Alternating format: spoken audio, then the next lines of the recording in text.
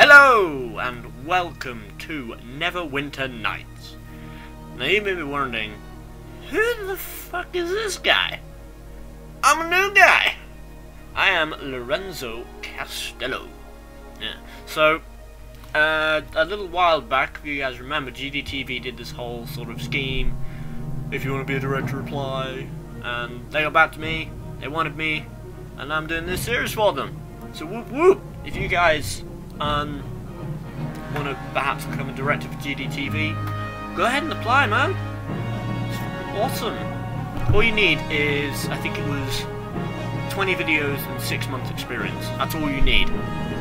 So yeah, let's get on with this. So Neverwinter Nights, it's one of those old classic RPGs. I myself sadly have not played that much of it, but it's still a bloody good game.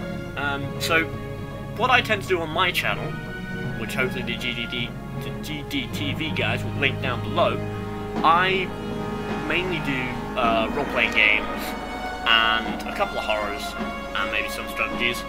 And I like to role-play the characters. I play the character how they would be. So I have the sort of, I play the character. So if the character's a complete and utter arsehole, I will be a complete and utter arsehole, even though I'm not a complete and utter arsehole in real life. Also, I say. Yeah. So I had this genius idea of doing this series, and I thought to maybe get you guys interested, I'm gonna let you choose the character that I play. So if we just jump right in, new Neverwinter Nights campaign, prelude, create new character.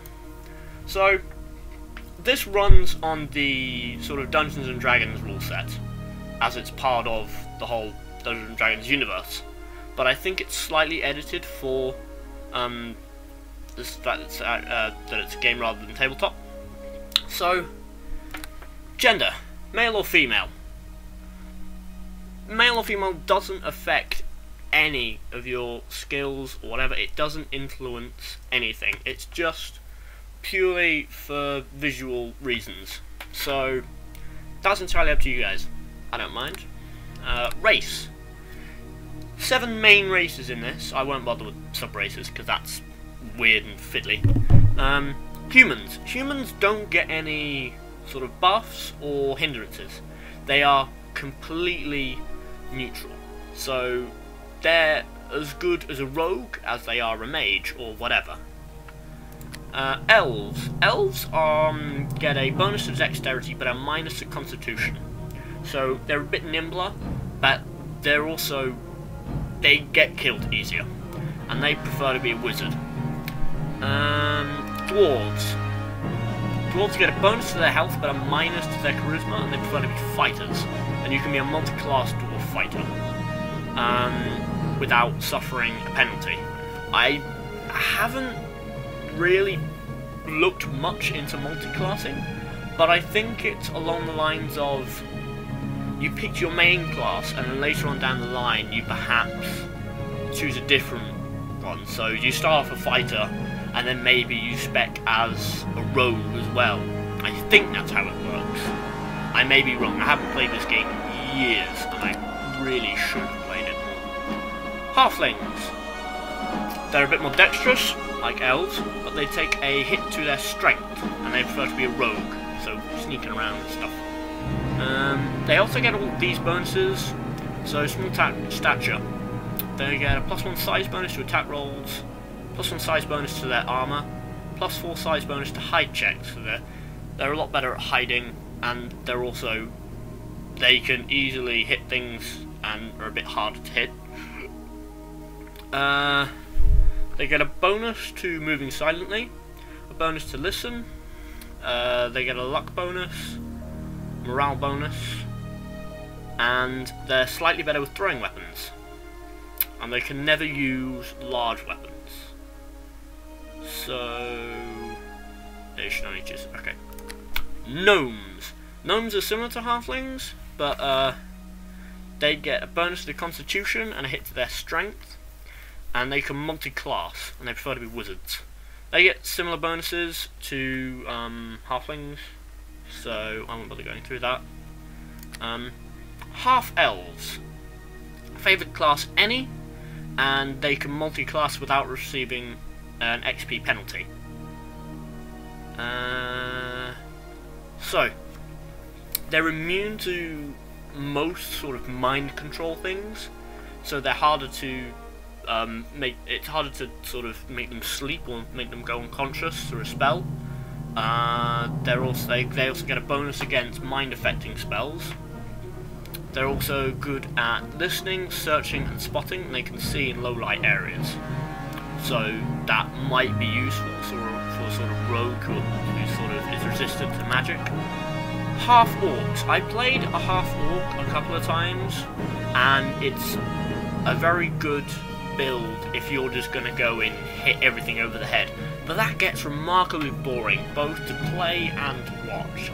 So unless you guys want to send me the challenge of maybe playing an half orc rogue, then I sort of avoid this. I think what might be best is maybe a halfling, or maybe an elf or a human, or maybe even a half elf. I wouldn't really suggest any of these three.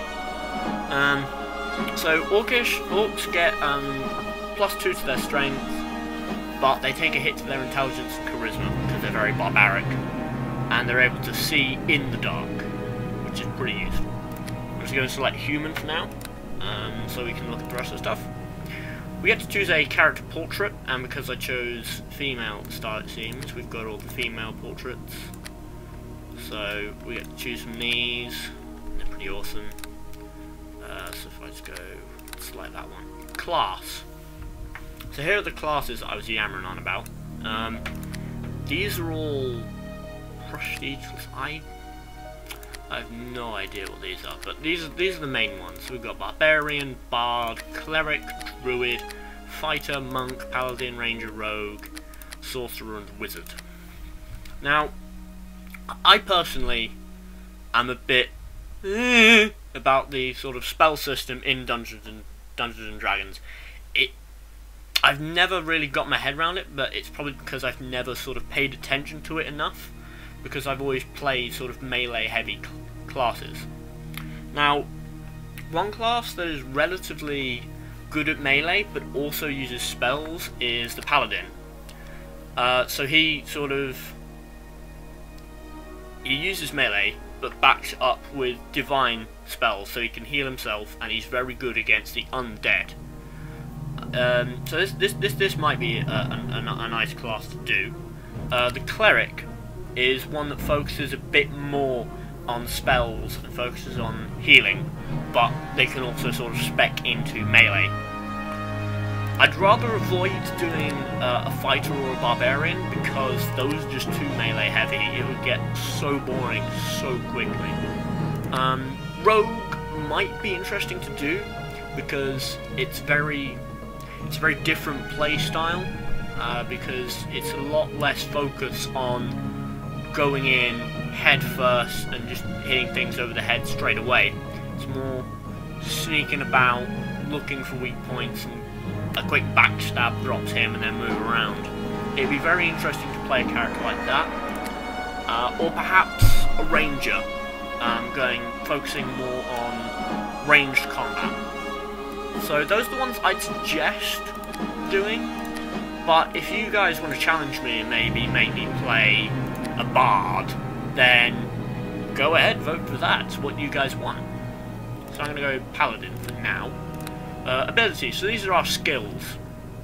We have strength, dexterity, constitution, wisdom, intelligence, and charisma.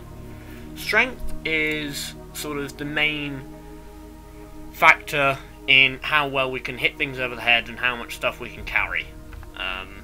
Dexterity is how nimble we are, so how well we can dodge, and ability is most important for rogues. Constitution is a measure of your health and sort of endurance, so it's very useful for high melee capability characters, or ones that focus on melee. Wisdom is useful for paladins, rangers, and clerics, because it affects the spells that they can learn and cast, and sort of how strong they are. Intelligence is more a focus on skill points, so how well we can level those up. And what's really awesome is that if you have an intelligence lower than 9, it means that your character is unable to speak properly. When I played the half orc, I think I didn't really bother boosting up my intelligence, and so my character spoke differently, and the responses I got from other characters was also different. And I thought that was a really nice sort of thing to know that your skill point choices have a sort of big impact on your character and how other characters respond to yours. Because not all of the lines in this game are voice acted, so I'll probably be doing a lot of the voices myself. But it's very nice to have that sort of level of detail in the game. Sadly, quite a lot of modern RPGs lack that. Charisma. So this is sort of a mix of how good looking we are, how well we can lead, and how well we can sort of manipulate others. That sort of persuading, bartering, all of those lovely things. So I'm just going to hit recommend. This is what it suggests for a paladin build. So we mainly spec in strength, constitution, wisdom, and charisma. Packages is just sort of polishing our skills, but if we configure, we've got all of these lovely skills. So there's all of these really weird things. So disable trapped, discipline, heal, hide, all of this stuff for doing everything. And then there's all of these feats. So if we're a paladin, we can wear any sort of level of armor we want, and we get sort of these spells, and there's all of this stuff we can get. So I doubt you guys want to tell me to get specific skills, so perhaps just the default package, or maybe if I just customize it myself depending on sort of the character we're going for, then that'll probably be a bit easier, unless you guys want to look into it and tell me exactly what skills you want, but that might take a little bit of time. So, then we can change the appearance of our character. We can change their head, we can give them tattoos, we can make them big or skinny, we can change what they're wearing, we can change everything about them. So if you guys want to suggest what we sort of make our character look like, go ahead. At my command, attack! So last of all, you've got your name, your age, and a voice set. The voice set doesn't really matter, it's more of an aesthetic thing. And the name, characters will refer to us by name. And I don't think your age matters much either, so this is just sort of whatever we want to do. We can generate a name, or we can choose a specific name. Perhaps, if we go for a male, call him Lorenzo Castello, because we feel like it. You have to fight! Come on! And so yeah, we can choose these if we want as well. One really funny voice set for the male, I think, is the Evangelist or something, and the sample is like, "Attack! I'll say attack!" I love it, the fact that he just breaks out in sort of song halfway through telling people to attack. It's brilliant. But no, these are purely aesthetic, so suggest what you want, and then we'll go from there. So that's pretty much all of the character creation. So vote what you want. I'm leaving this up to you guys. If there's not one certain build that's the most popular, then I'll sort of mash together the 3 or 4 most popular ones. And if hardly anyone votes, then I'll just sort of go with one myself. But hey, hopefully we should get enough votes. I hope you guys are looking forward to this series, because I sure as hell am. And I'll see you guys next week.